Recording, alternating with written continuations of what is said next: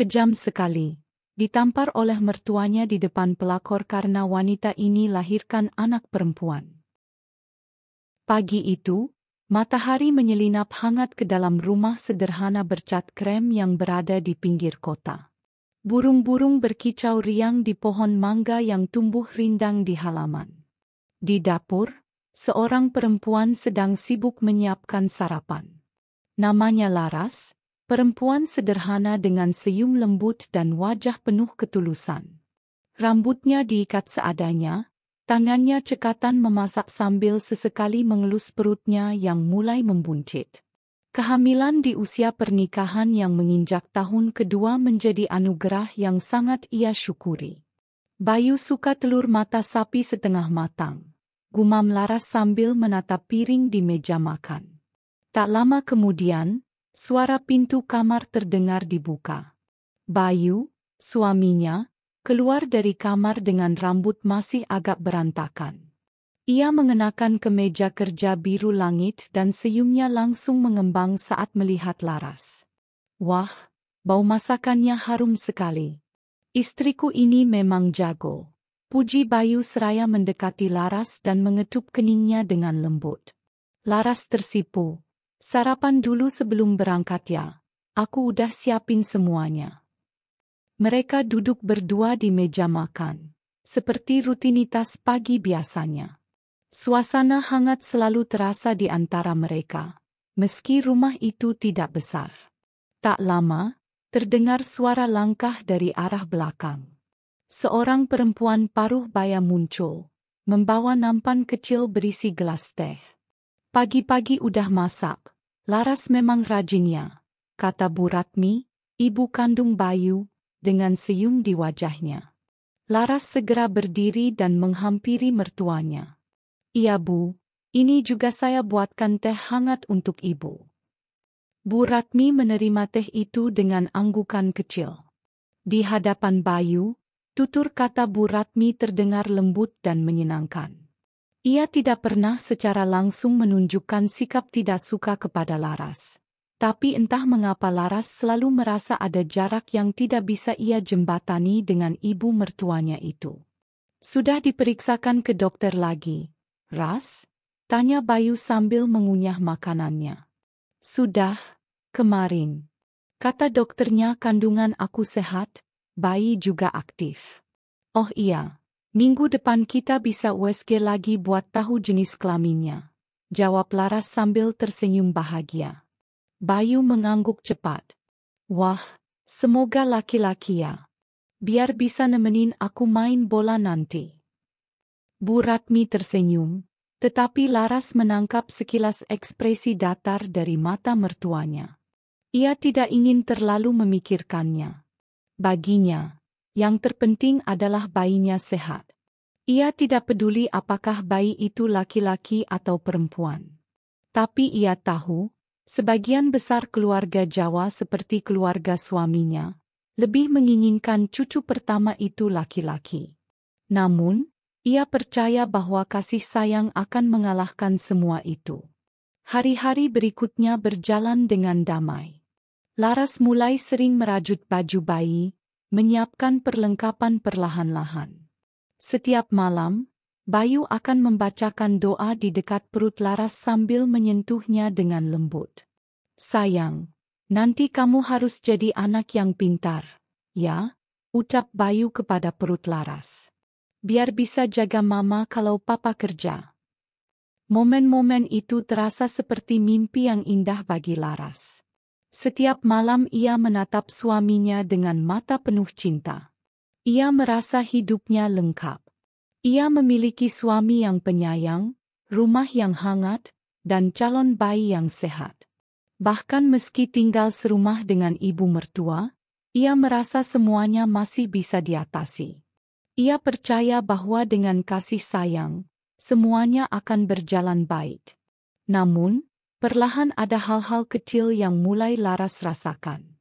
Seperti saat ia membersihkan ruang tamu dan tanpa sengaja mendengar Bu Ratmi menelepon seseorang. Nada suaranya terdengar dingin. Kalau perempuan, percuma. Sudah 2 tahun nikah, Cuma dapat anak perempuan?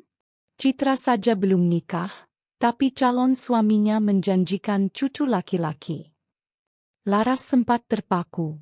Siapa Citra? Kenapa nama itu disebutkan? Tapi ketika ia coba menanyakan kepada Bayu, sang suami hanya menjawab enteng.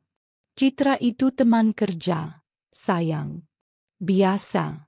Ibu juga suka bandingin kamu sama orang-orang. Laras mengangguk, meski hatinya belum tenang. Ia tetap melanjutkan hidupnya dengan penuh cinta.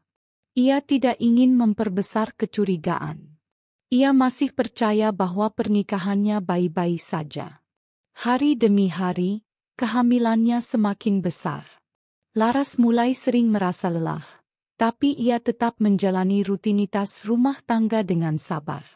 Ia tetap memasak, membersihkan rumah, dan bahkan menyetrika baju suaminya dengan rapi. Ia ingin membuktikan bahwa ia adalah istri yang patut dihargai. Bu Ratmi masih bersikap ramah saat Bayu ada. Tapi saat suaminya tidak di rumah, Bu Ratmi mulai memberi komentar sinis. Lambat sekali kerjamu, Laras. Perutmu belum seberapa, tapi sudah lemas begitu? Ibu, maaf ya, saya agak pusing hari ini. Ibu dulu waktu hamil Bayu sampai 7 bulan masih bisa nyangkul di sawah. Laras hanya menunduk. Ia tidak ingin melawan. Ia percaya bahwa sikap hormat kepada mertua adalah bagian dari tanggung jawab seorang istri. Namun, satu hari sebelum jadwal USG, Bayu mendadak berkata bahwa ia tidak bisa menemani Laras ke rumah sakit. Alasannya ada rapat mendadak. Laras hanya mengangguk meski hatinya kecewa. Ia pergi sendiri, naik ojek ke klinik. Dan dari USG itulah ia tahu, bayinya adalah perempuan. Malam harinya, saat Bayu pulang, Laras dengan wajah bahagia berkata, "Yah, ternyata anak kita perempuan." Bayu diam beberapa saat. "Oh ya? Ya nggak apa-apa. Yang penting sehat." "Tentu. Nanti bisa jadi gadis cantik, kayak aku," seloroh Laras sambil tertawa ringan. Namun Bayu hanya tersenyum sekilas. Ia lalu masuk ke kamar, membuka ponselnya, dan duduk diam. Laras yang memperhatikan dari pintu hanya bisa menarik napas panjang. Beberapa hari kemudian, Laras mengalami kontraksi lebih cepat dari perkiraan. Bayu tidak ada di rumah. Ia sedang keluar kota untuk urusan kerja, katanya. Laras akhirnya dibawa ke rumah sakit oleh tetangganya. Di rumah sakit itulah semua hal yang ia anggap indah, runtuh satu persatu. Di ruang bersalin, setelah perjuangan panjang, tangisan bayi mungil terdengar. Bayi perempuan dengan kulit kemerahan itu diletakkan di dada Laras.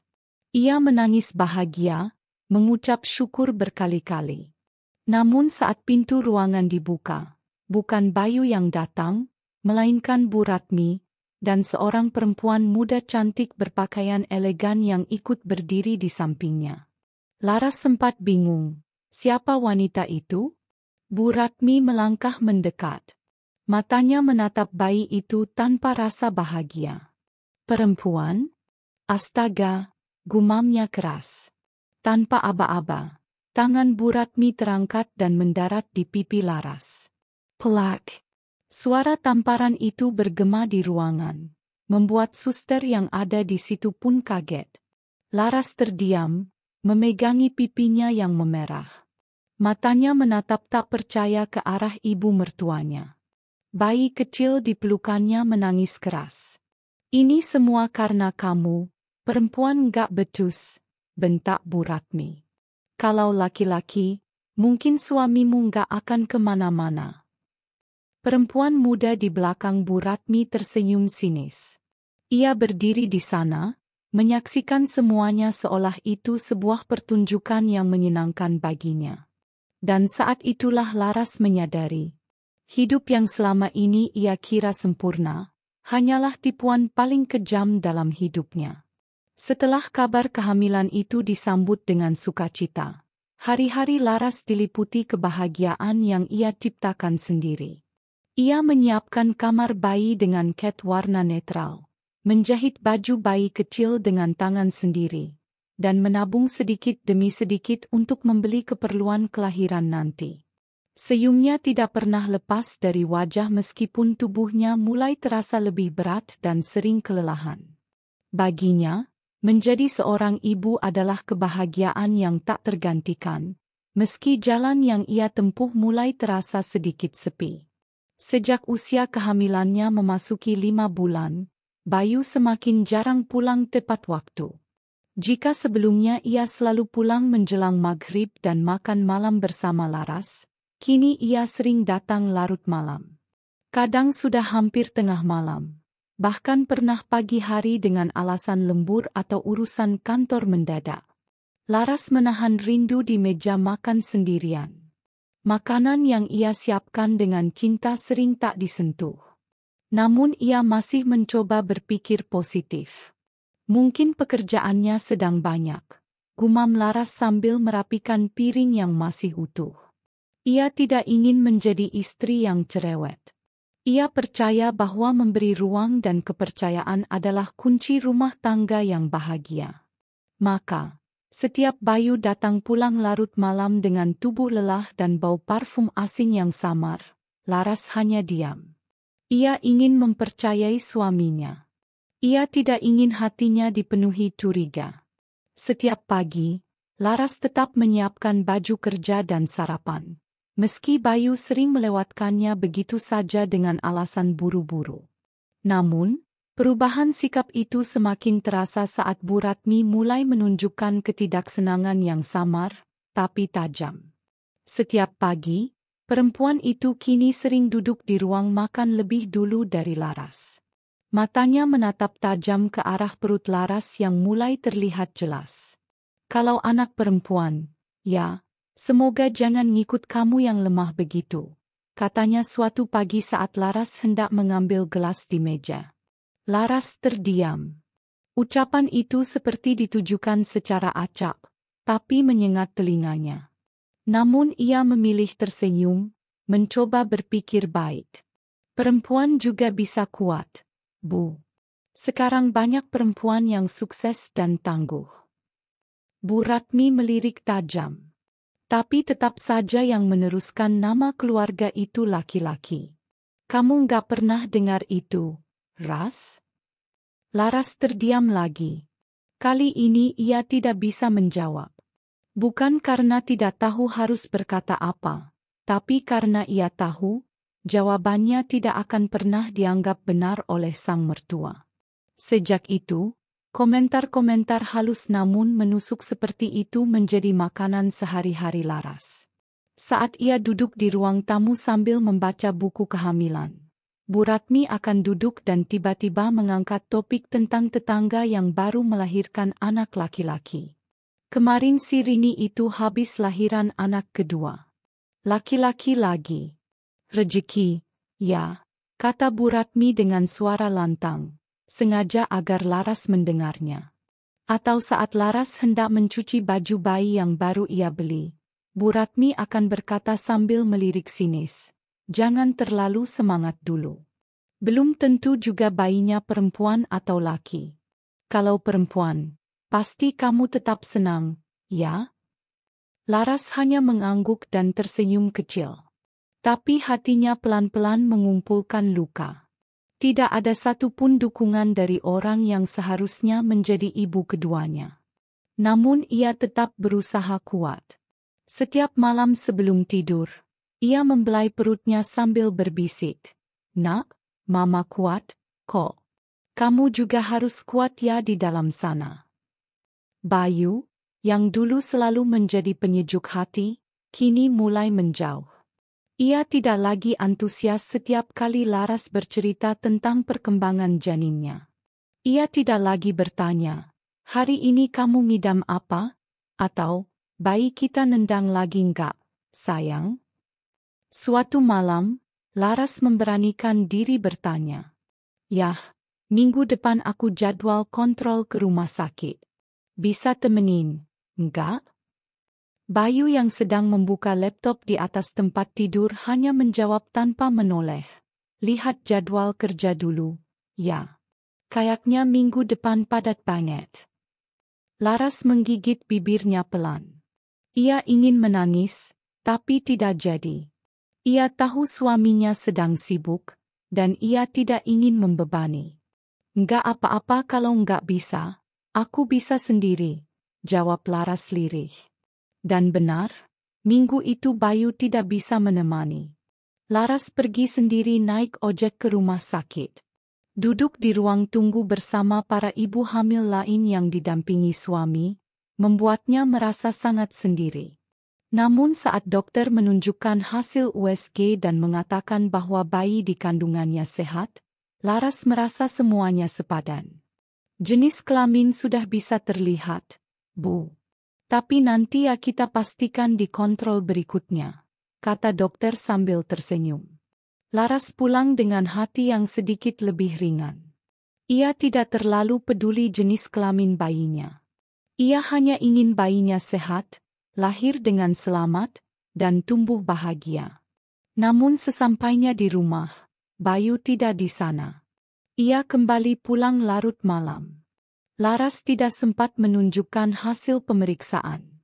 Yang ia temui hanya dinginnya tempat tidur dan tubuh suami yang tidur membelakangi tanpa sepatah kata pun. Perubahan demi perubahan itu semakin kentara. Bayu mulai jarang mengangkat telepon Laras saat di luar rumah. Jikapun mengangkat, jawabannya singkat-singkat. Laras tidak pernah mengusik. Ia mencoba menguatkan hatinya dengan berpikir bahwa semua itu hanya sementara. Bayu hanya lelah dan tertekan karena pekerjaan. Sampai suatu hari, ketika ia sedang membereskan lemari pakaian suaminya, ia menemukan secarik nota belanja dari toko perhiasan. Nama pembelinya, Bayu A. Santosa. Barang yang dibeli, kalung emas bertuliskan, Citra. Jantung Laras seperti berhenti berdetak. Ia duduk pelan, matanya terpaku pada kertas itu. Ia mencoba meyakinkan diri bahwa itu bukan apa-apa. Mungkin salah input. Mungkin Bayu membelikan itu untuk klien kerja. Namun hati kecilnya berteriak, mencoba menyadarkan bahwa sesuatu sedang ia abaikan terlalu lama. Siapa Citra? Dan mengapa nama itu muncul lagi? Beberapa hari kemudian, Laras kembali mendengar suara lirih dari kamar Bu Ratmi yang pintunya sedikit terbuka. Ia tidak sengaja lewat dan mendengar percakapan telepon sang mertua. Dia masih belum tahu soal Citra. Tapi sebentar lagi. Anak itu lemah, lugu, dan gak punya daya. Nanti kalau cucu yang lahir cuma perempuan, makin gampang dibuangnya. Laras terdiam. Badannya gemetar. Ia berdiri membeku di depan pintu. Kakinya terasa dingin, meski lantai rumahnya tidak bersentuhan langsung dengan tanah.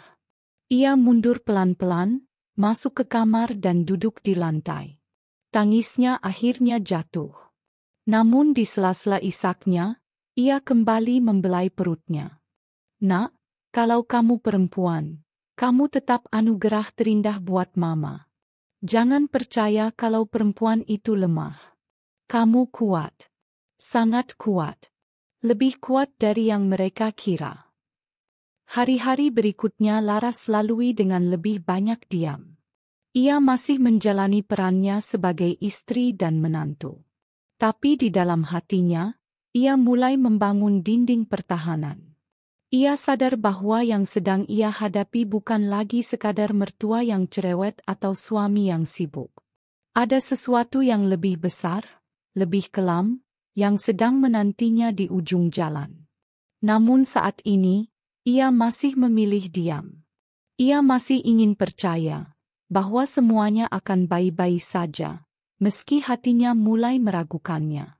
Karena kadang, cinta membuat seseorang buta.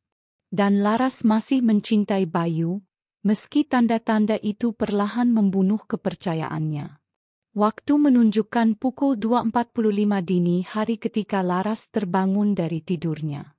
Keringat dingin membasahi pelipisnya, tubuhnya gemetar, dan perutnya terasa nyeri luar biasa. Awalnya ia mengira hanya kontraksi palsu seperti yang beberapa kali ia alami di bulan ke-9 ini. Namun, rasa sakit kali ini terasa jauh lebih dalam, jauh lebih menghujam. Laras menggigit bibirnya kuat-kuat, menahan rintihan. Ia mencoba berdiri dari tempat tidur, tangannya meraba-raba sisi ranjang mencari ponsel. Tak ada siapapun di sebelahnya. Bayu tidak ada. Sejak kemarin, ia pergi keluar kota karena urusan pekerjaan mendadak. Laras bahkan tak sempat mencium tangan suaminya sebelum pergi. Ia hanya mendapat pesan singkat. Doakan pekerjaan papa lancar, ya. Jaga kandungan baik-baik. Dengan langkah tertatih, Laras berusaha keluar kamar dan mengetuk pintu kamar Bu Ratmi. Tidak langsung dibuka. Butuh waktu cukup lama sampai ibu mertuanya itu membuka pintu dengan wajah setengah kesal. Apa sih, Ras? Subuh-subuh begini ngetuk-ngetuk, gerutunya. Laras memegangi perutnya yang semakin sakit. Bu, saya mau lahiran, perut saya sakit sekali. Bu Ratmi menatap Laras beberapa detik, sebelum akhirnya berkata, tunggu. Aku siap-siap dulu. Setengah jam kemudian, mereka sampai di rumah sakit. Laras dibawa ke ruang bersalin sementara Bu Ratmi mengurus administrasi. Rasa sakit yang mengguncang perutnya seperti gelombang besar datang silih berganti. Di antara teriakan kesakitan dan peluh yang mengalir di wajahnya, Laras memanggil nama suaminya berulang kali dalam hati. Ia berharap Bayu tiba-tiba muncul, menggenggam tangannya dan berkata bahwa semuanya akan baik-baik saja. Namun, sampai detik ketika suara tangisan bayi terdengar menggema di ruangan itu, Bayu tidak pernah datang. Tangisan bayi itu seolah menjadi pemisah antara dua dunia. Dunia sebelum dan sesudah. Dunia ketika Laras masih punya harapan dan dunia ketika ia akhirnya disadarkan oleh kenyataan pahit. Suster mengangkat bayi mungil itu, mengusap tubuhnya dengan lembut, lalu meletakkannya di dada Laras. Air mata langsung mengalir di pipinya. Anak perempuan. Kecil, mungil, dan begitu indah. Kulitnya kemerahan, matanya belum terbuka sepenuhnya.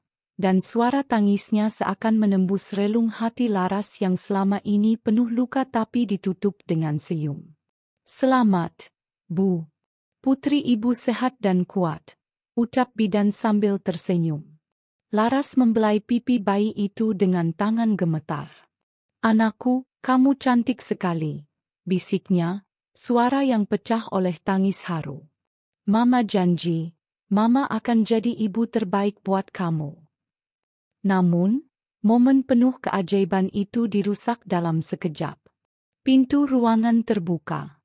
Masuklah seorang perempuan dengan wajah penuh riasan dan langkah percaya diri. Di belakangnya, Bu Ratmi berjalan cepat. Laras menoleh dan sempat bingung. Ia tidak mengenal perempuan itu.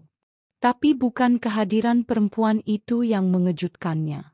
Yang membuat jantung Laras seperti terhenti adalah ekspresi wajah ibu mertuanya. Bukannya bahagia melihat cucunya lahir dengan selamat. Bu Ratmi justru menatap tajam ke arah bayi mungil di dada Laras. Mulutnya melipat, mata menyipit. Wajahnya seperti menyimpan rasa kecewa yang begitu dalam.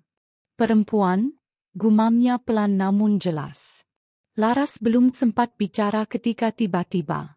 Plak. Satu tamparan keras mendarat di pipinya. Semua orang di ruangan itu terdiam. Suster yang masih berdiri di sisi ranjang Laras terperangah. Begitu pula bidan yang baru saja mencatat data di clipboardnya. Laras membeku. Wajahnya menoleh ke samping akibat tamparan itu, dan matanya langsung memanas. Tapi bukan hanya karena fisik, melainkan karena perasaan dikhianati dan dilukai secara utuh. Perempuan, ulang Bu Ratmi dengan suara tinggi. Setelah 9 bulan, ternyata kamu cuma melahirkan anak perempuan? Tak berguna. Laras menganga. Nafasnya terengah-engah, bukan karena proses persalinan, tapi karena terpukul oleh kenyataan bahwa ibu dari suaminya sendiri tidak menghargai perjuangannya sebagai ibu. Ibu, dia cucu ibu, lirih Laras.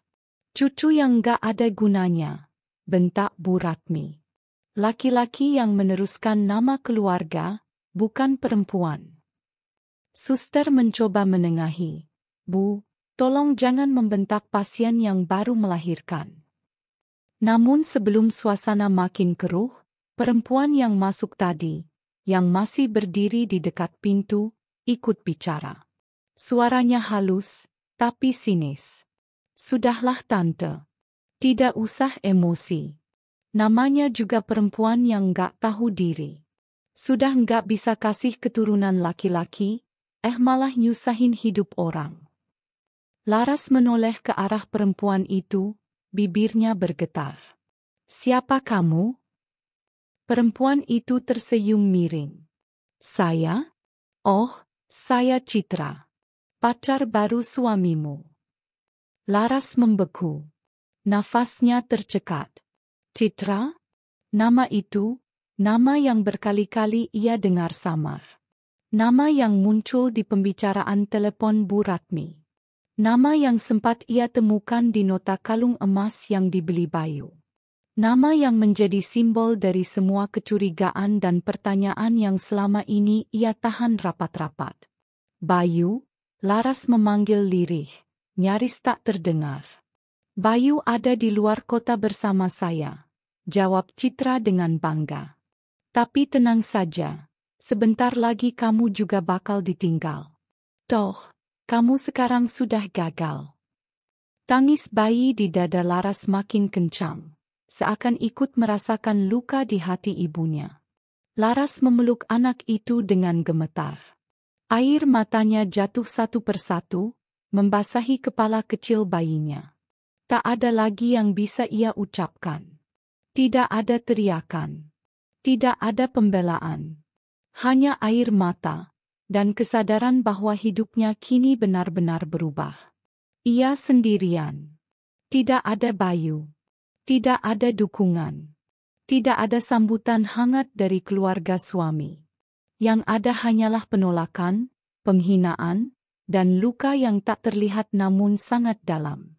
Setelah keributan itu, pihak rumah sakit memutuskan untuk membatasi kunjungan. Bu Ratmi dan Citra diminta keluar oleh perawat yang melihat kondisi Laras tidak stabil. Laras kembali sendiri. Ia menatap lampu di langit-langit ruang rawat dengan mata kosong.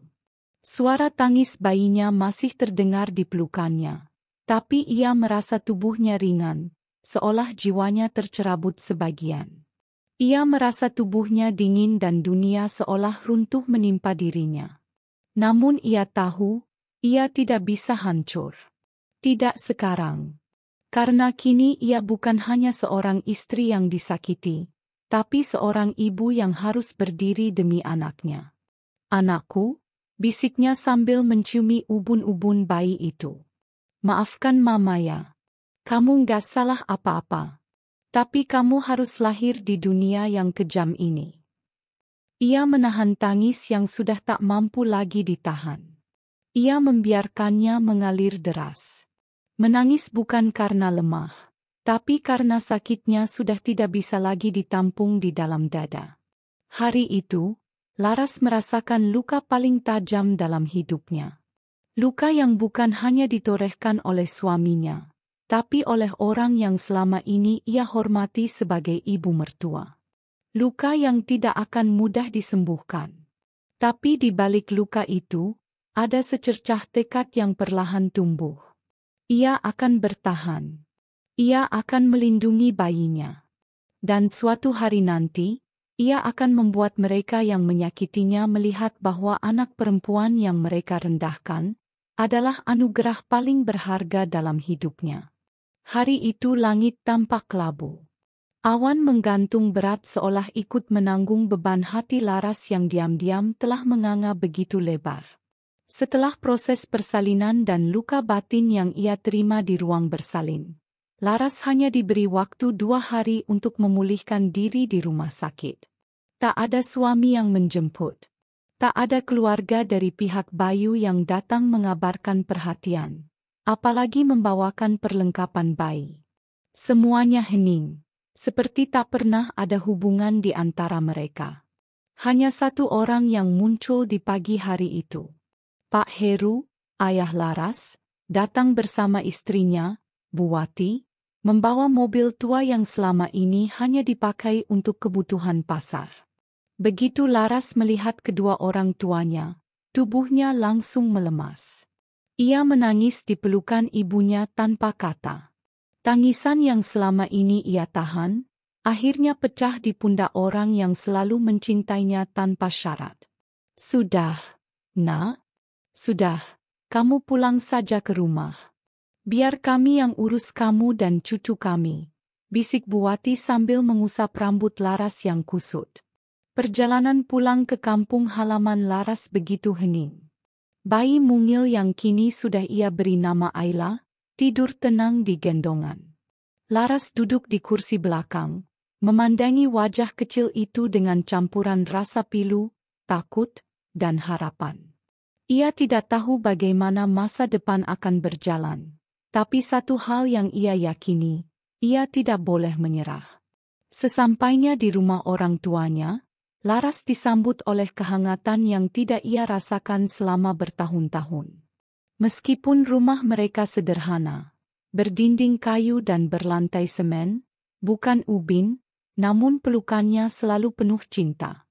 Disinilah dulu ia tumbuh sebagai gadis yang tegar, dan kini, di tempat yang sama, ia akan bangkit kembali sebagai ibu dari seorang anak perempuan yang luar biasa. Hari-hari awal menjadi ibu tunggal tidaklah mudah. Laras mengalami baby blues. Ada hari di mana ia merasa tidak mampu, merasa gagal sebagai istri, merasa kecil sebagai perempuan. Setiap malam ia terbangun beberapa kali karena tangisan Ayla yang lapar atau buang air. Tubuhnya lelah, matanya sembab, dan pikiran seringkali dihantui kenangan di rumah sakit.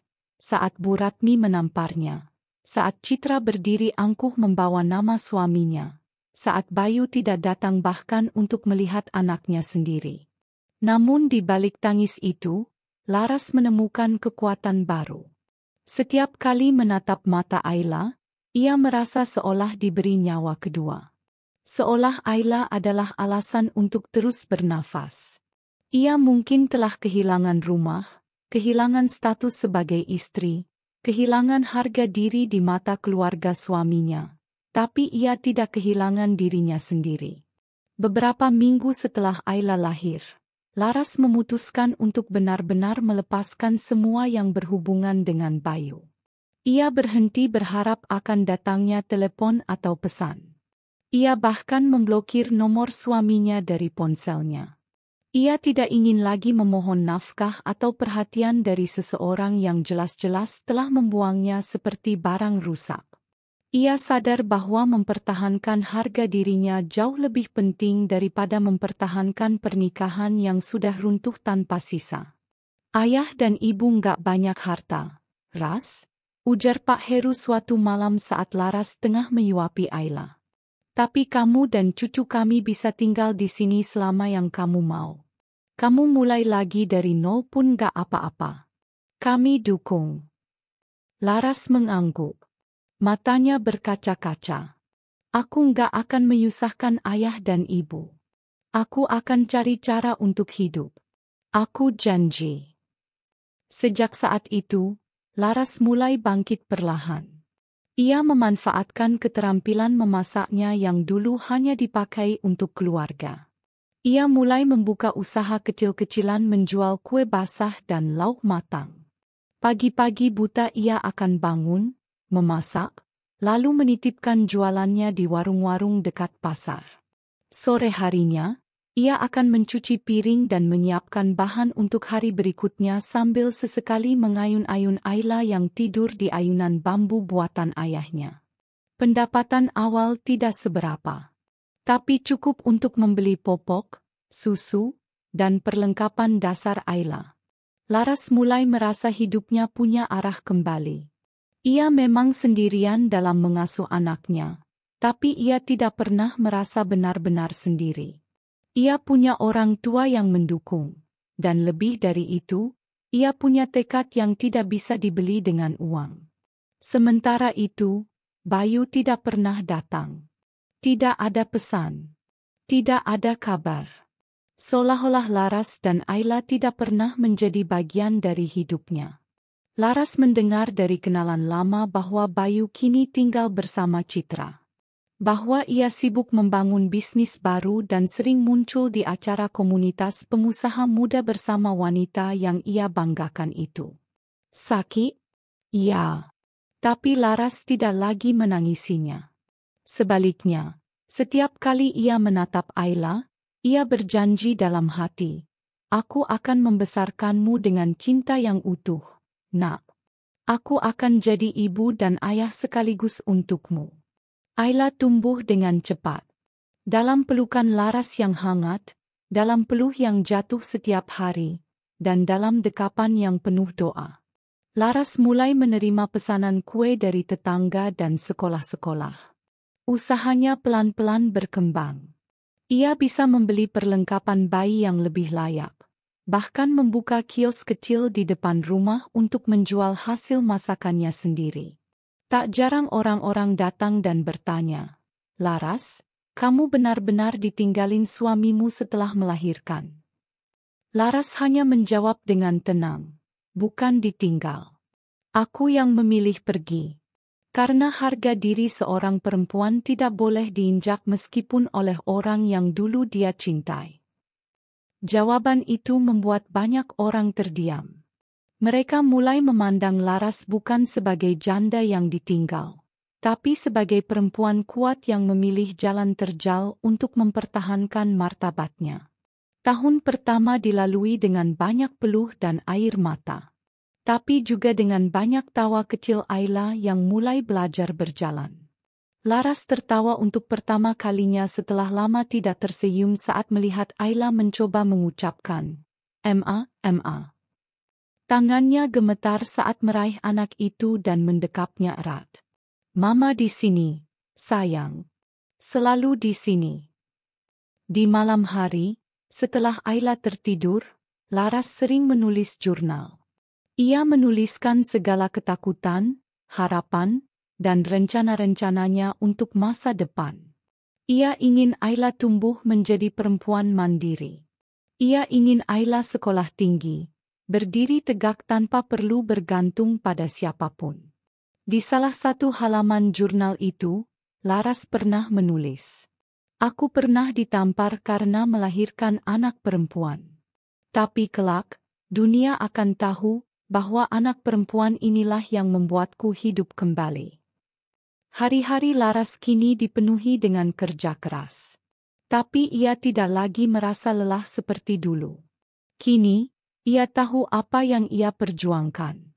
Ia tahu bahwa luka yang dulu pernah membuatnya terpuruk, kini menjadi batu pijakan untuk bangkit lebih tinggi. Ia tidak tahu apa yang akan terjadi di masa depan. Tapi satu hal yang pasti, ia tidak akan membiarkan Ayla tumbuh dalam bayang-bayang hinaan dan penolakan.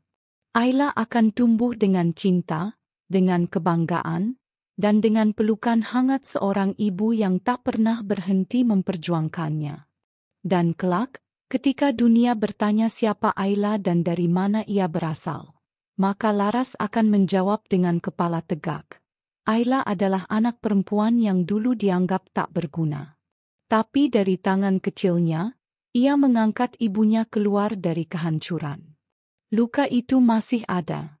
Tapi kini, luka itu berubah menjadi kekuatan." Dan bagi Laras, itulah awal dari pembalasan yang sesungguhnya. Fajar baru menyingsing. Embun masih menggantung di dedaunan, udara pagi terasa dingin. Namun dapur kecil di belakang rumah orang tua Laras sudah mulai dipenuhi bau harum dari loyang-loyang kue yang sedang dipanggang. Laras berdiri di depan kompor, berkeringat dalam balutan daster lusuh. Rambutnya digelung seadanya, matanya sedikit sembab karena begadang semalaman menidurkan Ayla yang tengah demam ringan.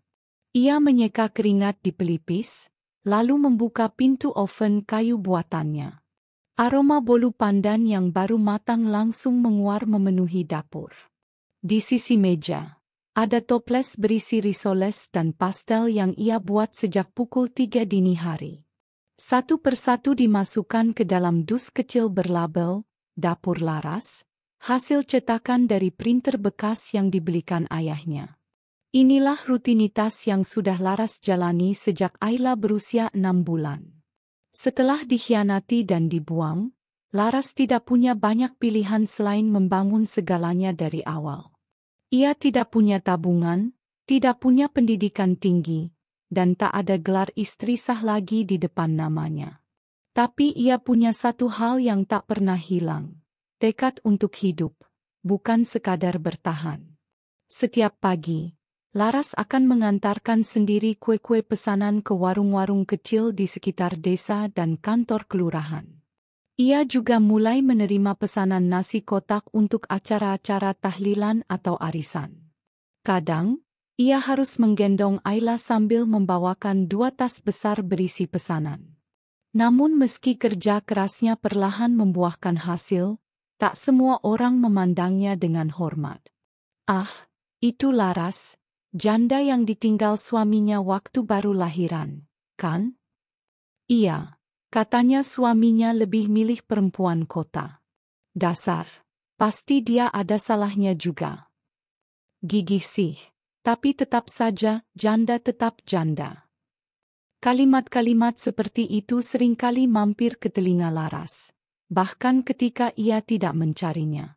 Bisik-bisik dari para ibu kompleks yang pura-pura ramah di depan, tapi menusuk di belakang. Beberapa pelanggan mulai menarik diri, katanya karena suami mereka tak nyaman beli kue dari janda muda. Bahkan ada tetangga yang terang-terangan mengatakan, jangan terlalu sering nongol di luar, nanti jadi bahan omongan. Laras hanya tersenyum pahit. Bukan sekali 2 kali ia merasa ingin berteriak. Ingin melawan dunia yang terus-menerus menyudutkan perempuan hanya karena status. Tapi ia memilih diam.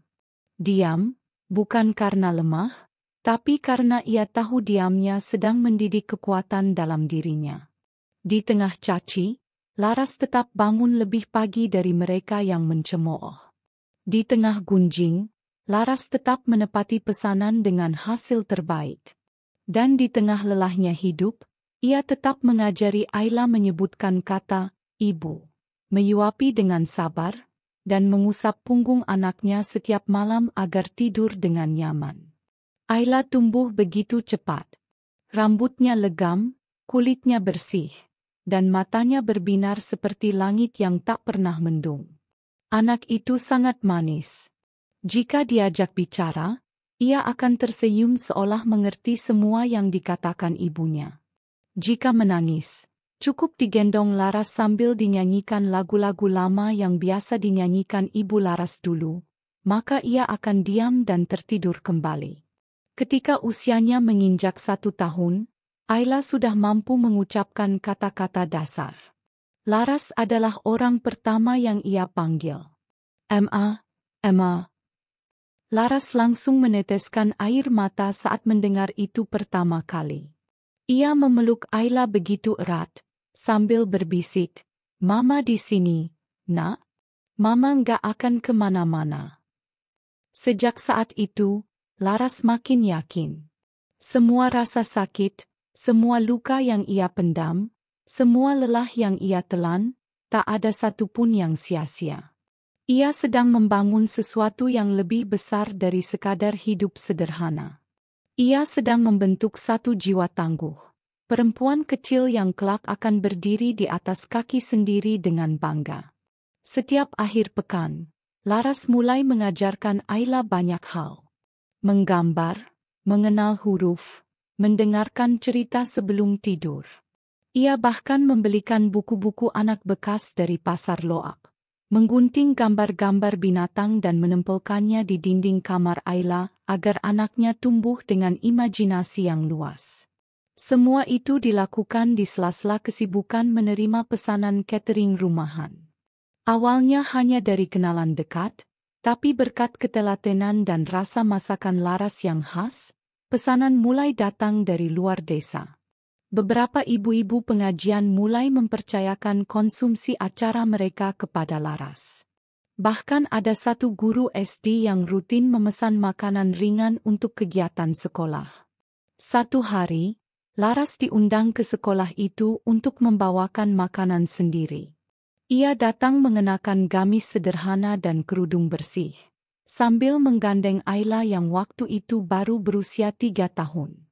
Anak itu ceria sekali, menyapa semua orang yang lewat dan dengan lantang mengatakan, "Saya bantu Mama jualan." Para guru yang melihat itu hanya tersenyum, tapi dalam hati mereka kagum.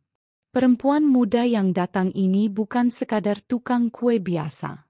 Ia punya wibawa yang lahir dari luka yang dijahit rapi. Ia punya cahaya di mata yang lahir dari perjuangan, bukan sekadar pencitraan. Tapi meski keberhasilannya mulai tampak, cobaan tetap datang. Suatu sore, Laras menerima tamu tak terduga. Citra. Perempuan itu datang ke rumah orang tua Laras mengenakan mobil mewah.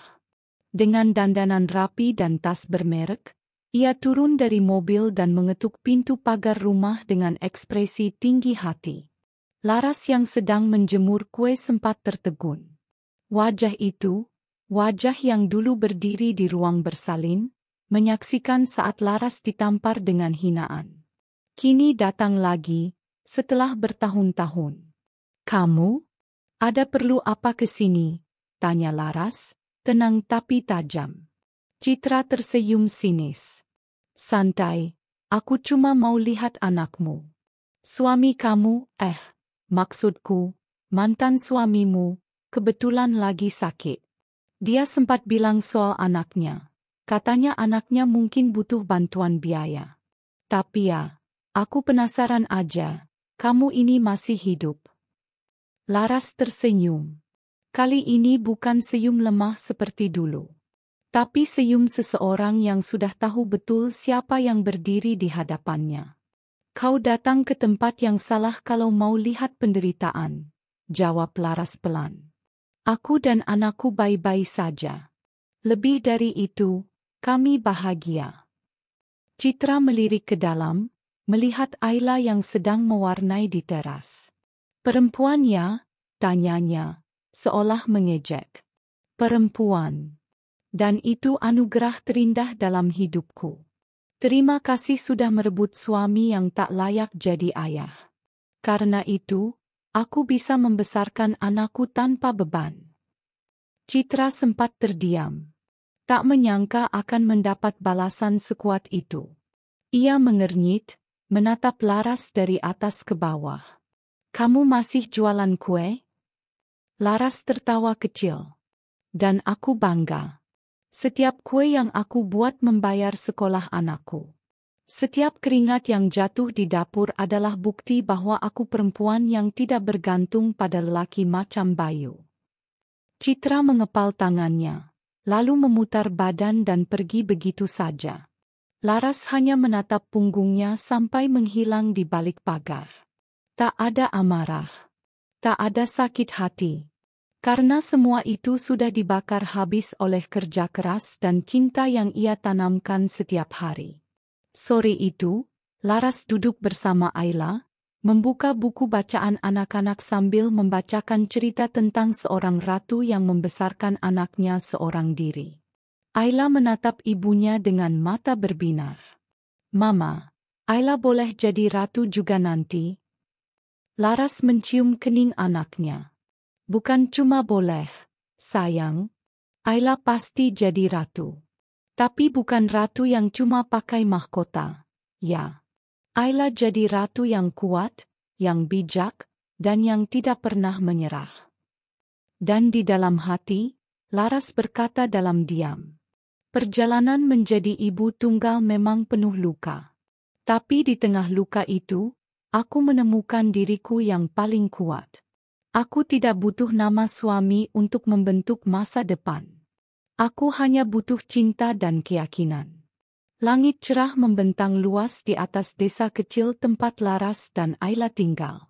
Angin bertiup lembut, membawa aroma tanah basah yang baru saja tersiram embun pagi. Di halaman rumah sederhana milik Laras, tampak beberapa balon warna-warni digantungkan di pagar bambu. Tak banyak, hanya seutas pita sederhana dan meja kayu kecil yang dihias ala kadarnya. Tapi semuanya dibuat dengan hati, penuh cinta dan ketulusan dari seorang ibu kepada anaknya. Hari itu adalah ulang tahun Ayla yang ke-10.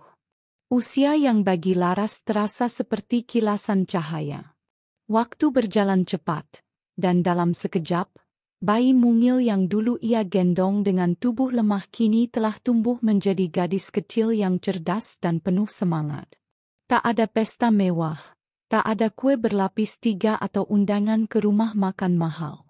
Tapi Laras yakin, kebahagiaan sejati tak ditentukan dari seberapa megah perayaannya, melainkan seberapa hangat pelukan yang diberikan.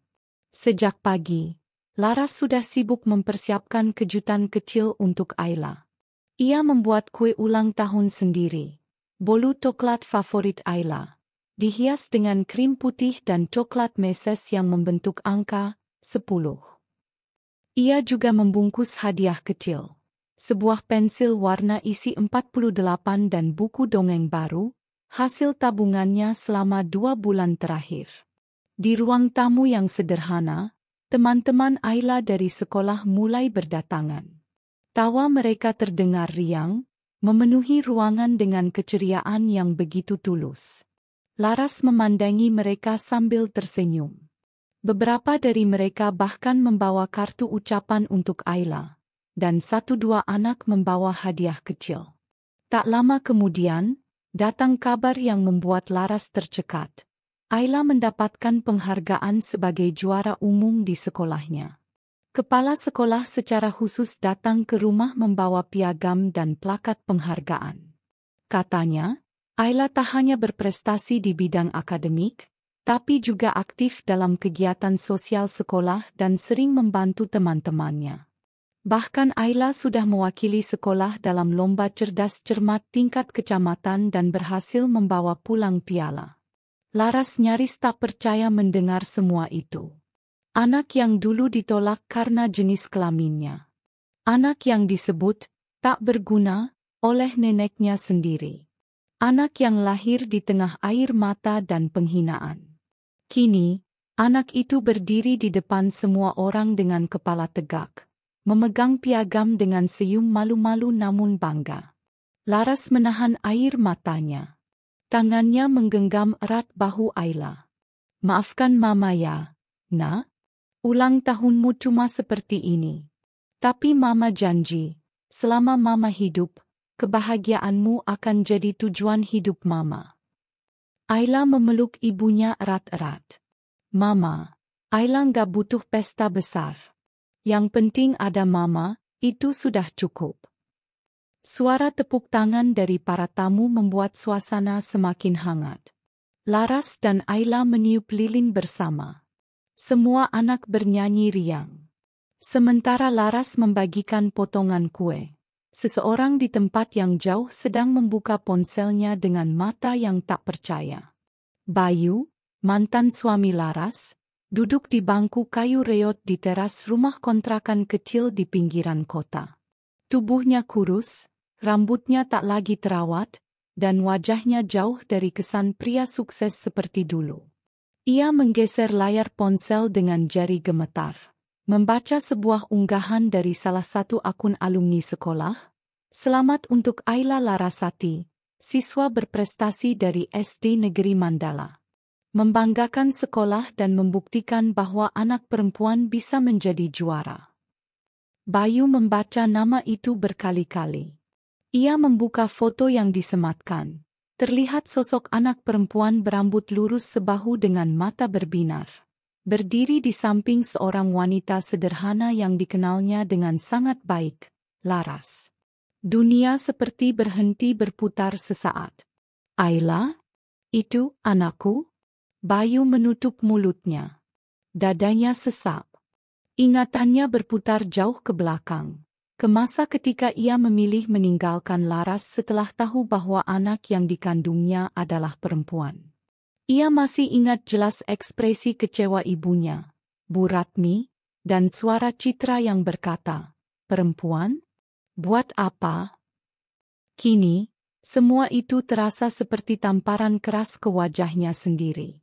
Sejak bisnis yang ia rintis bersama Citra bangkrut 2 tahun lalu, hidup Bayu berubah drastis. Rumah besar mereka disita. Mobil dijual.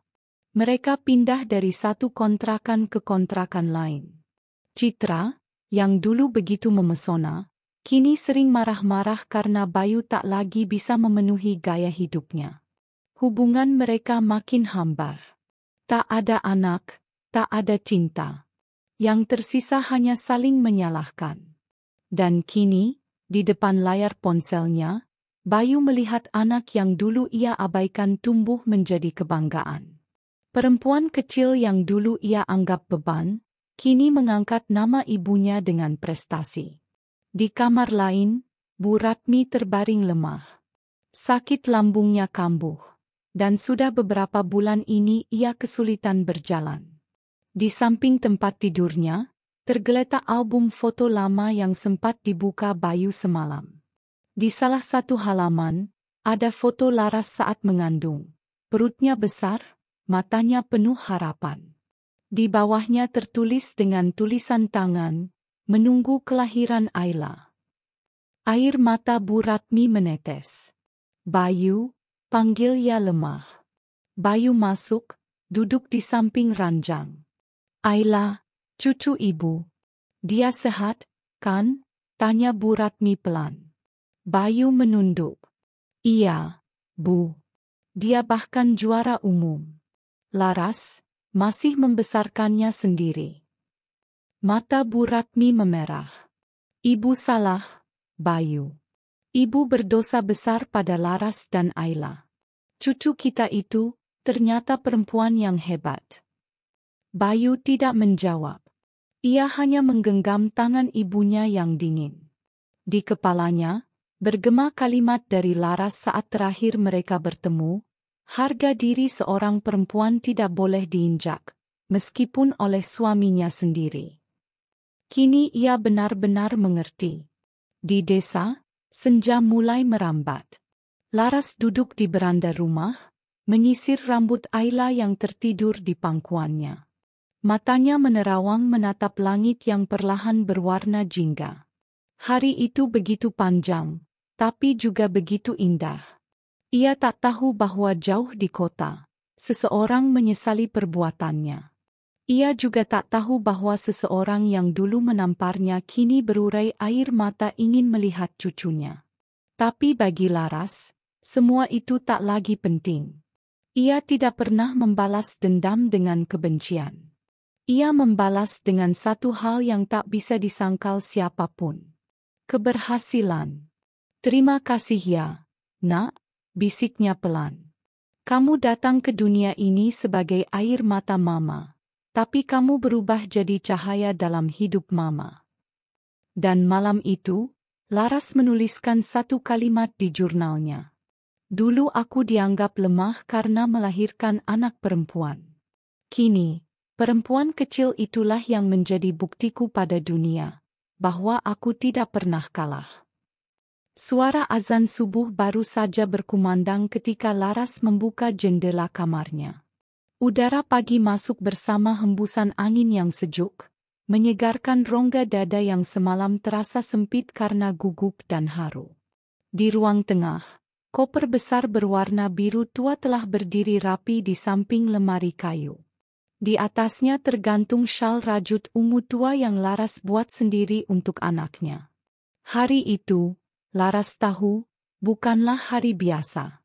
Itu adalah hari ketika Ayla, Putri kecil yang dulu ia peluk sendirian di ranjang rumah sakit, kini telah tumbuh dan siap terbang mengejar mimpi besarnya ke negeri yang jauh. Tak terbayang olehnya, seorang anak perempuan yang pernah dianggap tak berguna oleh mertua dan suaminya, kini justru menjadi harapan bangsa. Terpilih menerima beasiswa penuh ke universitas ternama di Inggris. Semuanya terasa seperti mimpi. Hanya saja, tidak ada yang lebih nyata dari air mata haru yang terus mengalir di pipi Laras sejak malam tadi. Di dapur, suara panci mendidih bercampur dengan isak kecil yang tak sanggup ia tahan. Laras mencoba menyiapkan sarapan terakhir sebelum Ayla berangkat. Tangannya sibuk mengiris bawang, tapi matanya sembab. Sesekali ia menoleh ke jendela, mengamati langit yang perlahan berubah warna. Ia teringat semua perjalanan yang telah mereka lalui, dari menangis sendiri dengan luka di pipi pasca melahirkan, hingga hari-hari ketika Ayla membacakan hasil ujiannya yang selalu sempurna. Ayla keluar dari kamar mengenakan kemeja putih dan celana panjang abu-abu, rambutnya dikepang dua, senyumnya lebar seperti biasa. "Mama masak bubur ayam ya?" tanyanya sambil memeluk dari belakang. Laras mengangguk.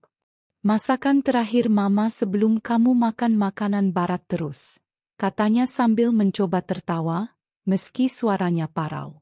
Ayla tertawa kecil, lalu duduk di meja makan. "Mama, Ayla nggak akan pernah lupa rasa masakan Mama. Dimanapun nanti Ayla tinggal, Mama tetap rumah buat Ayla." Kalimat itu membuat Laras tercekat. Ia duduk, menggenggam tangan anaknya. "Ayla, kamu tahu, kan, betapa berharganya kamu buat Mama," ucapnya lirih. "Kamu adalah alasan Mama bertahan. Kamu adalah alasan Mama bangkit dari semua penghinaan itu." Ayla tersenyum lembut. "Dan Mama adalah alasan kenapa Ayla ingin lebih tinggi. Ayla mau semua orang tahu bahwa anak perempuan yang dulu ditolak itu bisa terbang lebih tinggi dari siapapun yang pernah meremehkannya." Laras memeluk anaknya erat-erat, membiarkan air matanya mengalir di pundak Ayla. Tangisnya bukan lagi tangis pilu, melainkan tangis syukur yang mendalam. Tidak ada lagi luka yang menganga. Yang tersisa hanya harapan yang menguat. Setelah sarapan dan berpamitan dengan tetangga-tetangga dekat, Ayla dan Laras berangkat menuju bandara. Pak Heru dan Bu Wati ikut mengantar, meski hanya sampai stasiun kereta karena penerbangan dilakukan dari Jakarta. Perjalanan ke stasiun dipenuhi keheningan dan sesekali tawa kecil saat mengenang masa-masa Ayla masih kecil. Dari saat belajar naik sepeda sampai momen pertama kali Ayla tampil di panggung sebagai juara lomba pidato. Di peron stasiun, Ayla berdiri dengan koper di tangan dan wajah penuh harapan. "Jaga kesehatannya, Ma. Jangan kerja terlalu keras. Mama juga harus bahagia. Jangan cuma mikirin Ayla." Laras mengangguk sambil mencium kening anaknya. "Mama nggak akan pernah berhenti mikirin kamu. Tapi kamu benar. Sekarang saatnya Mama juga hidup untuk diri Mama sendiri." Kereta datang. Peluit panjang terdengar. Ayla melangkah masuk, dan sebelum pintu menutup, ia menoleh, mengangkat tangan, dan berkata lantang, "Ayla janji akan membuat Mama bangga." Laras tersenyum sambil menahan tangis. "Mama sudah sangat bangga, sayang." Kereta melaju, dan Laras berdiri di sana cukup lama, sampai gerbong terakhir menghilang di tikungan rel. Sementara itu, di tempat yang jauh berbeda, Bayu sedang duduk di kursi reot di kamar kontrakan sempitnya. Wajahnya kusut, rambutnya mulai memutih di bagian pelipis. Di tangan kanannya, ponsel tua bergetar. Ia membuka pesan masuk dari seseorang, teman lama yang masih tinggal di desa tempat Laras tinggal. "Anakmu dapat beasiswa ke Inggris, Yu. Hebat banget, ya. Anakmu pintar." Anaknya Laras. Namanya Ayla. Bayu membaca pesan itu berkali-kali, merasa seperti ditampar realita. Tangannya bergetar, dan tanpa pikir panjang, ia mencari nomor lama Laras. Sudah bertahun-tahun nomor itu tidak aktif. Tapi ia berharap, siapa tahu, nomor itu masih digunakan. Dengan jantung berdebar, ia menekan tombol hijau. 1 dering. 2 dering. Lalu, tersambung. Halo, suara lembut di seberang terdengar. Itu suara yang sangat dikenalnya, meskipun kini terdengar jauh lebih tenang, lebih dewasa, lebih kuat. Laras, ini aku, Bayu. Diam. Tak ada respons. Bayu menarik napas. Aku dengar soal Ayla. Aku dengar dia keluar negeri. Aku minta maaf, Ras. Aku tahu aku salah. Aku tahu aku laki-laki pengecut. Tapi bolehkah aku? Suaranya terhenti ketika Laras menjawab tegas. Kamu sudah melepaskan semuanya sejak lama, Bayu. Kamu bukan siapa-siapa Ayla. Dan kamu tidak punya hak untuk datang saat semuanya sudah jadi indah. Bayu terdiam. Aku bukan dendam. Aku hanya menjaga ketenangan anakku. Dan kamu tidak pernah jadi bagian dari perjuangan kami. Jangan coba masuk ke dalam cerita yang tidak pernah kamu bantu tulis. Klik. Sambungan terputus. Bayu menatap layar kosong. Suara, panggilan berakhir, terpampang jelas. Ia menatap ponsel itu lama, seolah masih berharap waktu bisa diputar kembali. Tapi tidak. Segalanya telah berlalu. Dan kini, ia berdiri sendirian di tengah reruntuhan pilihannya sendiri. Di rumah, malam pun datang dengan tenang. Laras duduk di beranda, memandangi langit yang penuh bintang. Di tangannya, ia memegang buku harian tua yang sudah mulai menguning. Di halaman terakhir, ia menulis, "Hari ini, anakku pergi mengejar mimpinya. Dulu, aku melahirkannya dalam derai air mata dan tamparan hinaan. Tapi kini, ia pergi membawa cahaya. Dan aku tahu, aku telah memenangkan pertarungan ini. Tanpa amarah, tanpa balas dendam, tapi dengan cinta dan keteguhan." Senyumnya mengembang, mata berkaca. Ia menatap langit dan berbisik, "Terbanglah setinggi mungkin, Ayla. Mama akan selalu jadi langit tempatmu pulang." Suasana rumah sakit itu belum banyak berubah sejak 10 tahun yang lalu. Dindingnya masih berwarna putih pucat dengan beberapa bercak kusam, aroma cairan disinfektan yang menyengat masih menyeruak di setiap lorong. Tapi hari itu, ruang rawat nomor 5 menjadi saksi bisu sebuah perputaran nasib yang tak disangka siapapun. Di ranjang yang dilapisi spray biru pudar, Bu Ratmi berbaring lemah dengan selang infus menancap di pergelangan tangan kirinya. Tubuhnya terlihat jauh lebih kurus dari terakhir kali Bayu melihatnya sehat. Nafasnya kini dibantu oleh tabung oksigen kecil yang mengeluarkan suara mendesis pelan. Bayu duduk di sisi ranjang, menggenggam tangan ibunya yang dingin. "Ibu, kita di sini lagi," bisiknya pelan. "Tempat Ayla lahir, tempat aku kehilangan segalanya." Bu Ratmi hanya memandangi langit-langit ruangan. Sorot matanya kosong, tapi masih menyimpan sisa-sisa kesombongan masa lalu yang kini terurai dalam sunyi. "Bayu," katanya dengan suara hampir tak terdengar, "aku salah. Aku bukan ibu yang baik." Bayu mengangguk perlahan. Ia tahu, kata-kata ibunya tidak akan pernah bisa menghapus luka yang sudah ditanam begitu dalam pada seorang wanita bernama Laras. Namun, di detik-detik terakhir hidup ibunya yang kini digerogoti gagal ginjal, ia ingin ada penyesalan yang mengendap, walau terlambat. "Aku mau minta maaf, Bu. Ke Laras. Ke Ayla." Suaranya serak. Aku ingin bertanggung jawab, meski hanya dengan pengakuan. Dan akhirnya, setelah 10 tahun, Bayu kembali menjejakkan kaki di rumah tempat Laras tinggal. Rumah yang dulu ia tinggalkan dengan penuh kesombongan dan kebodohan. Hari itu, Laras sedang menyiram tanaman di pekarangan rumahnya. Di bawah naungan pohon mangga yang rindang, ia menatap pot kecil berisi bunga-bunga kenangan yang ia rawat dengan hati-hati. Suaranya terdengar ringan saat ia bersenandung lagu anak-anak yang dulu sering dinyanyikan untuk Ayla. Tiba-tiba, suara langkah kaki mendekat dari arah pagar depan. Suara yang begitu dikenalnya, meski sudah lama tidak terdengar. Laras menoleh, dan untuk sesaat, waktu seperti berhenti. Bayu. Pria yang dulu pernah bersandar di pundaknya saat kesulitan. Pria yang dulu ia dampingi dari nol.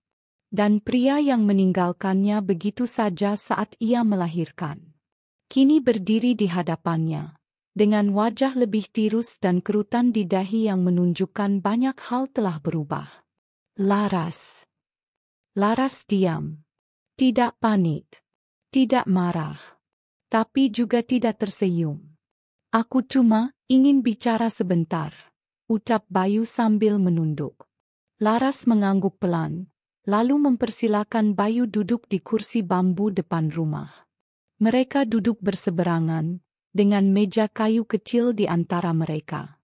Seakan menjadi batas tak terlihat antara masa lalu dan sekarang. Aku datang bukan untuk menuntut apapun. Aku cuma mau minta maaf. Laras menatapnya, lama, dengan sorot mata yang tenang, namun tajam. Minta maaf? Untuk apa? Bayu menelan ludah. Untuk semua. Untuk meninggalkanmu. Untuk menampar harga dirimu. Untuk tidak hadir saat Ayla lahir. Untuk menjadi ayah yang gagal. Laras masih diam. Bayu melanjutkan, ibuku sekarang sakit. Di rumah sakit tempat kamu melahirkan. Dan tadi pagi, dia bilang, dia ingin minta maaf padamu. Mungkin dia tak punya waktu lama. Laras menarik napas dalam. Bayu, tahu tidak, katanya pelan. Ada luka yang tidak bisa disembuhkan hanya dengan kata, maaf. Ada rasa sakit yang menumpuk bertahun-tahun, dan kamu datang hanya membawa sepotong kalimat, mengira itu cukup. Bayu menunduk. Kamu tidak tahu bagaimana rasanya melahirkan anak sendirian, di rumah sakit yang dingin, tanpa satupun keluarga suami yang datang. Kamu tidak tahu bagaimana rasanya ditampar karena anakmu perempuan, lalu disaksikan selingkuhanmu sendiri. Kamu tidak pernah melihat aku bangun pukul 3 pagi demi membuat kue agar Ayla bisa makan. Kamu tidak tahu bagaimana aku menangis diam-diam karena Ayla tanya, kenapa ayah enggak pernah datang? Air mata Laras menetes perlahan, tapi suaranya tetap tenang. Kamu tidak pernah hadir, Bayu.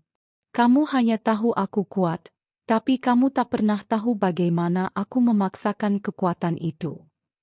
Bayu menggigit bibir.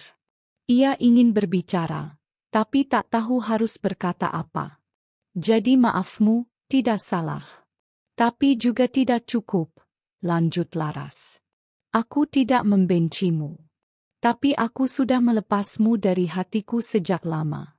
Luka ini bukan untuk dipeluk, tapi untuk diingat agar tidak terulang. Bayu mengangguk pelan, menahan air mata yang hampir tumpah. Bolehkah aku melihat Ayla? Hanya sekali. Laras tersenyum tipis. Ayla sedang pulang liburan. Tapi keputusan bukan di tanganku lagi. Dia yang berhak memutuskan apakah akan membuka pintu untukmu atau tidak. Malam harinya, Ayla duduk di ruang tamu bersama ibunya. Mereka menyeduh teh hangat sambil membuka album foto masa kecil Ayla. Tawa kecil sesekali terdengar, namun Laras tahu, saat yang ditunggu telah tiba. Ayla, tadi siang, ayahmu datang, ujar Laras pelan. Ayla menghentikan tawanya. Ayah? Laras mengangguk. Dia datang untuk minta maaf. Katanya, dia ingin bicara denganmu. Tapi Mama tidak memaksa. Semua terserah kamu. Ayla terdiam. Pandangannya tertuju pada foto dirinya saat berusia 5 tahun, memakai gaun merah muda dan berdiri di panggung lomba mewarnai. Kenapa sekarang? Gumam Ayla. Mungkin dia mulai sadar.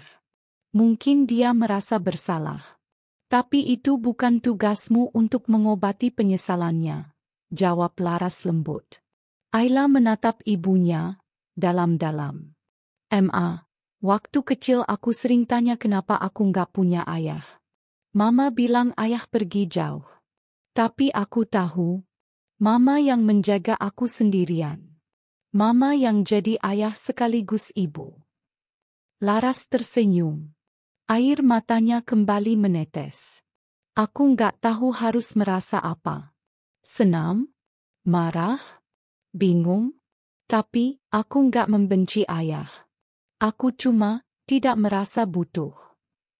Laras memeluk putrinya. Itu pilihanmu, Nak. Dan Mama akan selalu menghargainya. Ayla mengangguk pelan. Kalau nanti ayah ingin bicara, Ayla akan dengar. Tapi, bukan untuk membuka luka, hanya untuk menutup buku yang dulu belum sempat selesai. Keesokan harinya, Ayla menemui Bayu di taman kota, dengan Laras menunggu dari kejauhan. Mereka duduk di bangku kayu panjang, di bawah pohon ketapang yang rimbun. Bayu menatap anak perempuannya. Kamu sudah besar, lebih dari yang pernah ayah bayangkan. Ayla hanya menatap lurus ke depan. Aku tumbuh karena Mama. Bayu menelan ludah. Maafkan ayah. Ayla tersenyum, bukan sinis, tapi juga tidak penuh kasih. Maaf bukan alat untuk menghapus jejak. Tapi aku terima. Karena aku tidak ingin tumbuh dengan kebencian. Bayu mengangguk, air matanya menetes. Terima kasih, Ayla, karena sudah jadi perempuan sekuat ini. Dan hari itu, untuk pertama kalinya, Ayla dan Bayu saling berpamitan bukan sebagai ayah dan anak yang pernah ditinggalkan, tapi sebagai dua manusia yang sama-sama belajar tentang luka, maaf, dan waktu. Di kejauhan, Laras berdiri sambil menggenggam erat syal ungu tua yang dulu ia rajut untuk Ayla. Matanya berbinar, bukan karena bahagia semata, tapi karena satu hal. Mereka akhirnya berdamai. Bukan dengan masa lalu, tapi dengan hati masing-masing. Suara kilatan kamera bertalu-talu memenuhi ruangan besar itu. Lampu sorot menyinari panggung utama, sementara puluhan jurnalis dari berbagai negara duduk di kursi yang berjajar rapi. Gedung konferensi internasional itu terletak di pusat kota Berlin, tempat digelarnya Forum Teknologi Dunia bertajuk Global Youth Innovation Summit. Forum bergengsi yang hanya mengundang para inovator muda dari seluruh penjuru dunia.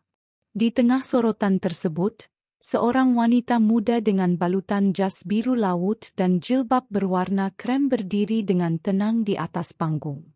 Ia memegang mikrofon dengan percaya diri, senyumnya tulus namun kokoh. Di layar besar di belakangnya terpampang nama besar. Ayla Larasati, Indonesia. Ayla mempresentasikan temuannya.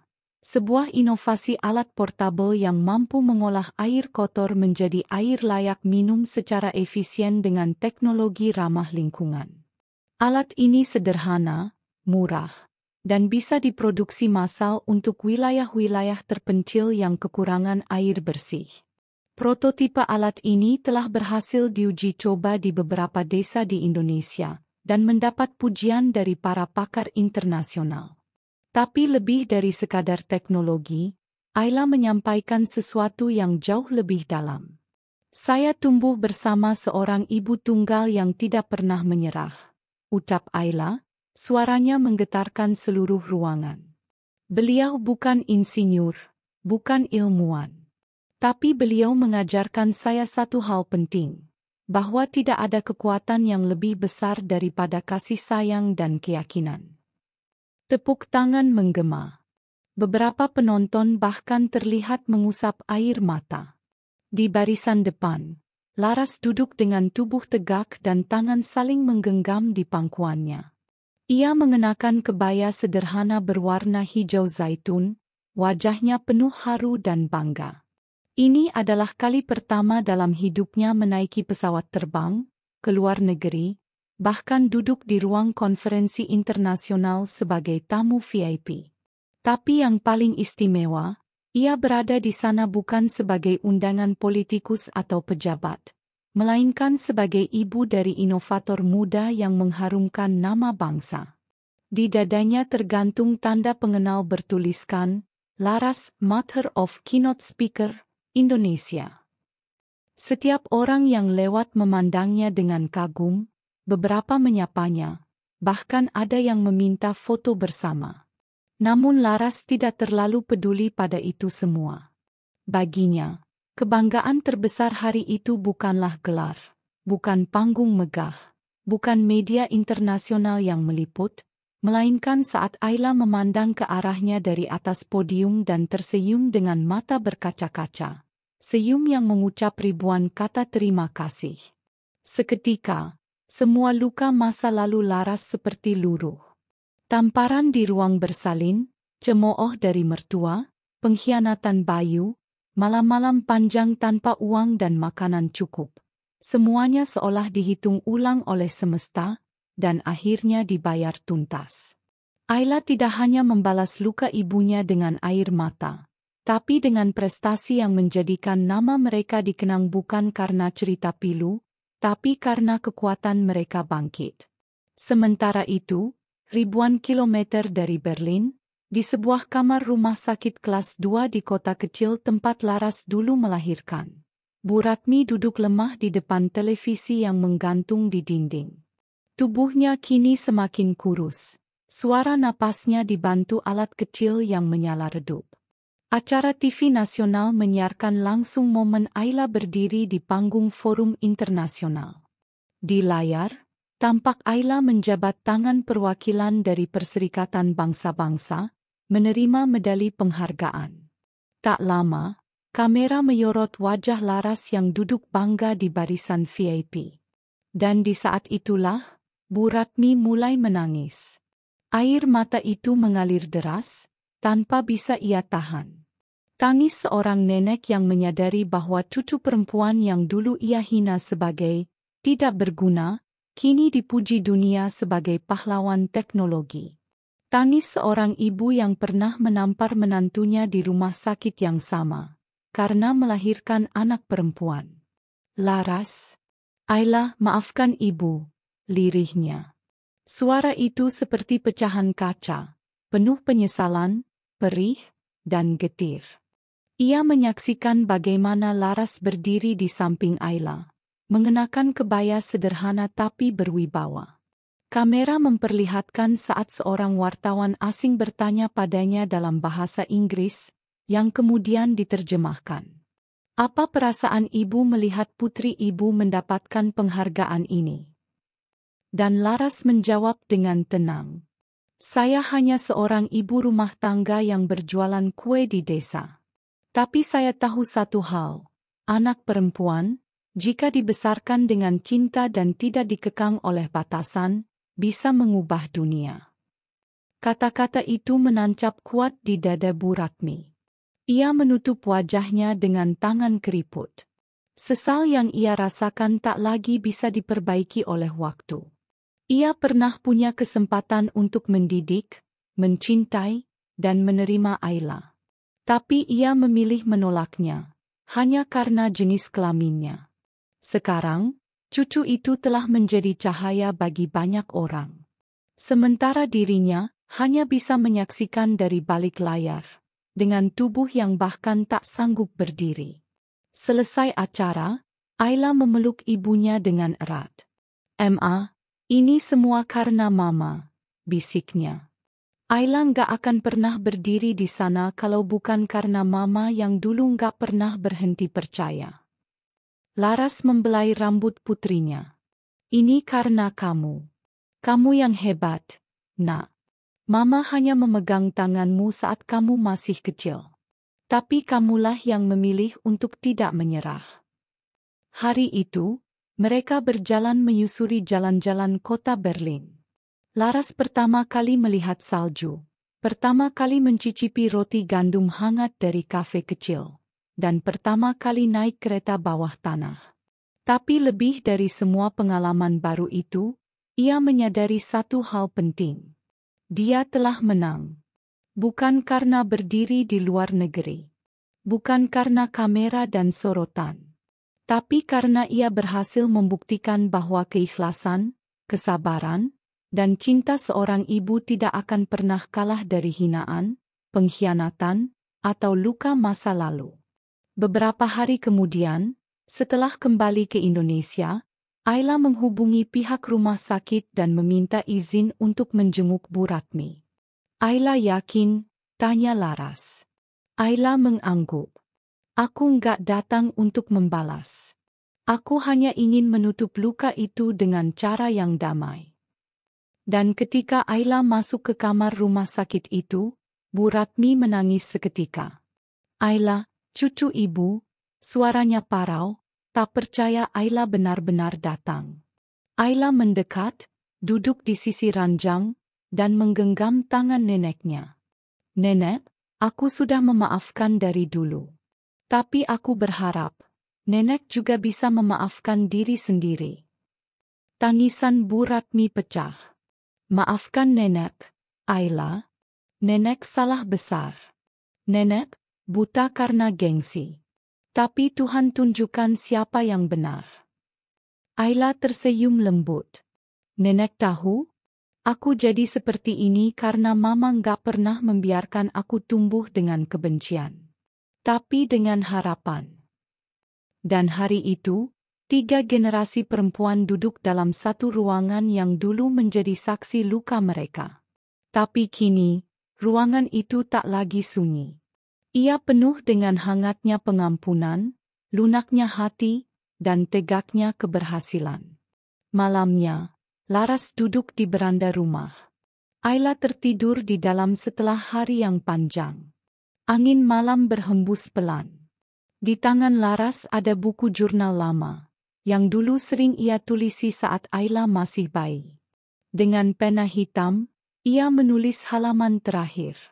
Aku pernah dilukai, dihina, dan dibuang karena melahirkan anak perempuan. Tapi Tuhan membalas bukan dengan air mata, melainkan dengan senyum bangga yang kini kulihat di wajah anakku. Untuk setiap ibu yang pernah merasa tidak cukup, tidak kuat, atau diremehkan, percayalah. Cintamu bisa menjadi jembatan menuju dunia yang tidak pernah kau bayangkan.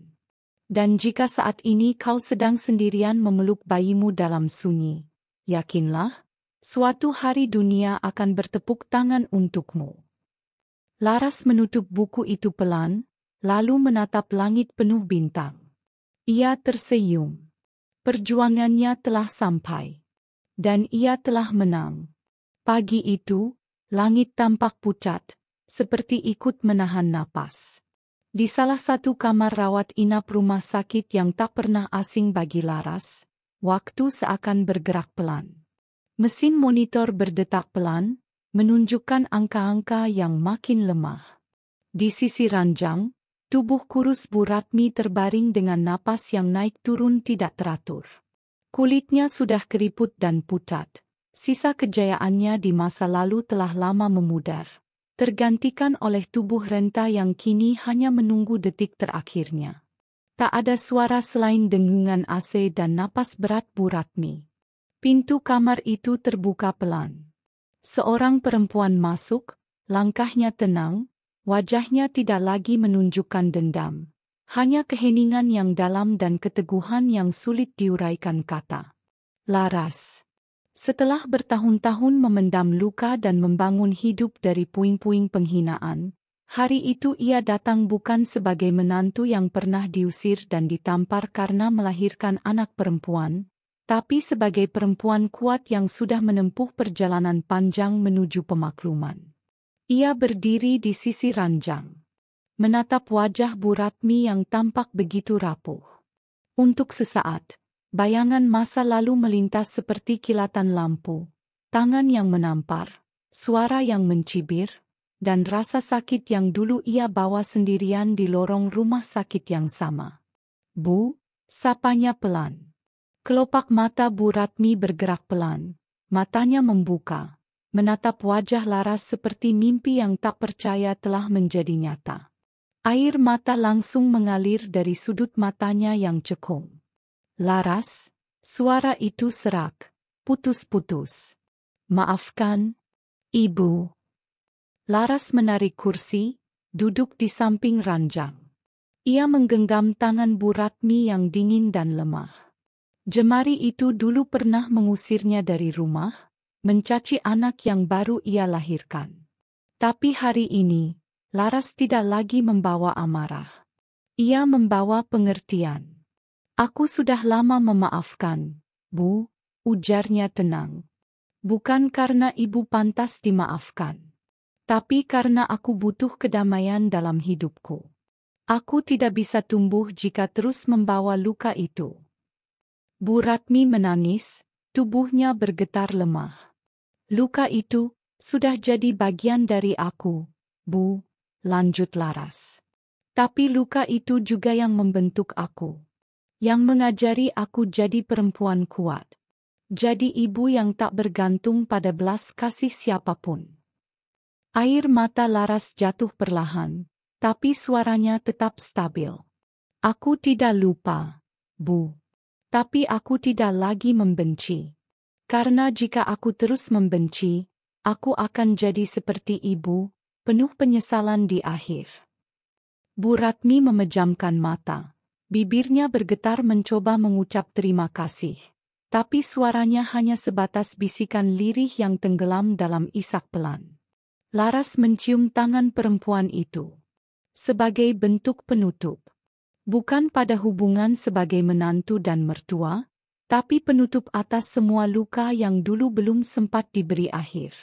Di luar ruangan, Bayu berdiri terpaku. Ia mendengar setiap kata yang keluar dari mulut Laras. Dan semua itu seperti pukulan telak ke jiwanya. Dulu ia berdiri dengan dada tegak, meninggalkan Laras demi perempuan lain, demi ambisi, demi keinginan untuk punya anak laki-laki yang katanya bisa meneruskan nama keluarga. Tapi sekarang, ia berdiri sebagai lelaki yang kehilangan segalanya. Citra telah lama meninggalkannya. Setelah bisnis mereka bangkrut, setelah uang habis, dan setelah wajah Bayu tak lagi memancarkan pesona. Citra pergi tanpa pamit, hanya meninggalkan pesan dingin, "Aku tidak menandatangani kontrak hidup susah bersamamu." Dan kini, Bayu hanya punya sisa-sisa masa lalu. Ibu yang sekarat, anak yang tak mengenalnya, dan mantan istri yang berdiri begitu gagah di hadapan penderitaan, tanpa dendam di matanya, hanya kemenangan yang sunyi. Laras keluar dari ruangan. Tatapan mereka bertemu. Bayu ingin berbicara. Tapi Laras hanya menatap sebentar, mengangguk sopan, lalu pergi. Tanpa kata. Tanpa perlu memamerkan apapun. Karena ia tahu, diamnya hari itu adalah balasan terbaik. Biarlah Bayu tenggelam dalam pikirannya sendiri, menyaksikan bagaimana dunia berputar, dan akhirnya menempatkan masing-masing dari mereka pada posisi yang pantas. Beberapa minggu setelahnya, sebuah undangan bergengsi sampai ke tangan Laras. Ayla dinobatkan sebagai perempuan inovatif dunia oleh sebuah organisasi internasional di Tokyo. Ia menjadi perempuan termuda yang menerima penghargaan tersebut, bukan hanya karena teknologi temuannya yang menyelamatkan ribuan jiwa, tapi juga karena kisah hidupnya yang menginspirasi dunia. Hari penghargaan tiba. Tokyo penuh lampu malam. dan aula besar tempat acara diselenggarakan dipenuhi oleh tamu-tamu penting dari seluruh dunia. Di atas panggung, Ayla berdiri mengenakan gaun panjang berwarna biru langit. Rambutnya disanggul anggun, wajahnya bersinar seperti bintang pagi. Tapi yang mencuri perhatian semua orang bukan hanya dirinya, melainkan perempuan yang berdiri di sampingnya. Laras, mengenakan kebaya emas sederhana, berjalan anggun dengan kepala tegak. Saat nama mereka dipanggil, keduanya naik ke atas panggung. Ayla menggenggam tangan ibunya erat-erat. Lalu berbicara di hadapan ratusan hadirin dan jutaan pemirsa yang menyaksikan melalui siaran langsung. Aku berdiri di sini bukan karena aku pintar, tapi karena ada satu perempuan yang selalu percaya aku bisa. Dia tidak pernah mengeluh. Tidak pernah mengeluh saat dihina, disakiti, atau ditinggal. Dia adalah ibu yang mengangkatku dari luka menjadi cahaya. Ia menoleh pada Laras, matanya berkaca-kaca. Dan hari ini, aku ingin dunia tahu bahwa balas dendam terbaik bukanlah kebencian, tapi kesuksesan yang dibangun dalam diam. Tepuk tangan membahana. Semua hadirin berdiri memberi penghormatan. Laras menatap anaknya dengan mata yang penuh syukur. Ia tak menangis. Ia hanya tersenyum. Senyum perempuan yang telah melalui badai panjang dan akhirnya menemukan pelangi bukan di langit, tapi di wajah anak yang dulu ditamparkan dunia padanya sebagai kegagalan. Malam itu, di hotel tempat mereka menginap, Laras duduk di balkon sambil memandangi kota Tokyo yang penuh cahaya. Ayla duduk di sampingnya, menyandarkan kepala di pundaknya. Mama pernah bayangkan sampai di titik ini? Tanya Ayla. Laras tertawa pelan. Dulu? Tidak pernah. Dulu Mama hanya berpikir bagaimana besok kamu bisa makan, bisa sekolah. Tapi sekarang, ternyata semua luka itu membawa kita ke tempat ini. Ayla menghela napas. Kalau Mama diberi kesempatan mengulang, Mama ingin hidup yang berbeda. Laras memandang jauh ke depan. Tidak. Karena kalau semua tidak terjadi, Mama mungkin tidak akan pernah tahu seberapa kuat Mama bisa jadi. Dan kamu mungkin bukan kamu yang sekarang. Dan malam itu, untuk pertama kalinya dalam hidupnya, Laras merasa benar-benar utuh. Bukan karena luka hilang, tapi karena ia berhasil berdamai dengan semua itu. Beberapa bulan setelah penghargaan itu, sebuah surat kabar nasional menerbitkan artikel dengan judul "Dari ditampar karena anak perempuan, kini berdiri di panggung dunia." Di dalamnya tertulis kisah perjuangan Laras dan Ayla, dari lorong rumah sakit hingga panggung penghargaan internasional. Kisah yang tak hanya memotivasi jutaan perempuan di Indonesia, tapi juga menggetarkan hati mereka yang pernah menyia-nyiakan cinta seorang ibu dan kekuatan seorang perempuan. Dan di salah satu sudut kota, seorang lelaki tua membaca artikel itu dengan mata berkaca-kaca. Bayu. Ia menutup koran itu pelan, menatap langit yang mendung. Tak ada lagi yang bisa ia lakukan. Hanya menyesal dalam diam. Karena yang pernah ia buang, kini jadi sesuatu yang dirindukan dunia. Dan yang pernah ia remehkan, kini jadi legenda yang dibicarakan dengan hormat. Dalam hidup ini, kita tidak bisa memilih dari mana kita berasal. Siapa yang memperlakukan kita dengan baik atau buruk, atau berapa banyak luka yang ditanamkan di hati kita.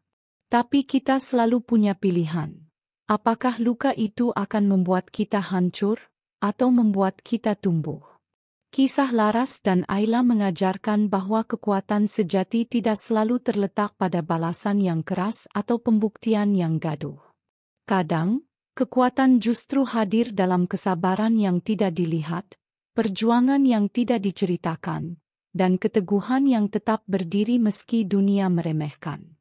Jika kamu hari ini sedang berada dalam posisi terhina, diremehkan, atau bahkan merasa sendirian, percayalah, waktumu akan tiba. Tak perlu membalas dengan amarah. Cukup fokus pada langkahmu, bangun dirimu, dan terus bergerak maju. Karena pada akhirnya, kesuksesan diam adalah pembalasan paling elegan. Dan ingatlah, memaafkan bukan berarti melupakan, tapi membebaskan diri dari beban yang tak seharusnya kita pikul selamanya. Terima kasih sudah mengikuti kisah Laras dan Ayla hingga akhir.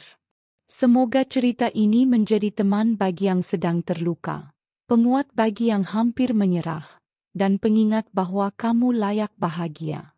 Sampai jumpa di kisah berikutnya. Salam hangat dan peluk penuh kekuatan dari hati kami untukmu.